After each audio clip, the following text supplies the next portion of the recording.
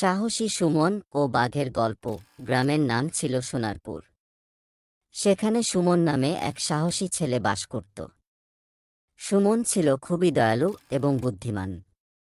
গ্রামের সবাই তাকে খুব ভালোবাসত। একদিন গ্রামে খবর এল যে গ্রামের পাশের জঙ্গল থেকে একটি বাঘ বেরিয়ে এসেছে। সবাই আতঙ্কে ছিল, কেউ বাইরে যেতে সাহস করছিল না। সুমন সিদ্ধান্ত নিল সে কিছু করবে। সুমন তার প্রিয় বন্ধু রাকেশকে নিয়ে পরিকল্পনা করল।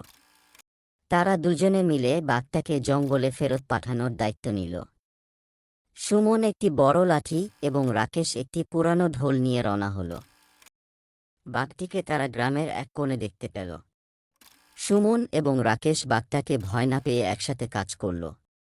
রাকেশ ঢোল বাজিয়ে বাঘটাকে ভয় দেখাতে লাগল আর সুমন লাঠি দিয়ে তাকে পথ দেখাতে লাগল। অবশেষে বাঘটা জঙ্গলে ফিরে গেল। গ্রামবাসীরা আনন্দে চিৎকার করে উঠল। তারা সুমন এবং রাকেশকে বীরের মতো সম্মানিত করল। সেদিন থেকে সুমন এবং রাকেশ গ্রামের সবার কাছে আরও প্রিয় হয়ে উঠল।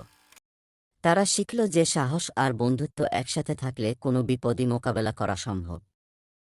বন্ধুরা, এরকম নতুন নতুন ভিডিও পেতে আমাদের চ্যানেলটিকে লাইক ও সাবস্ক্রাইব করে রেখো।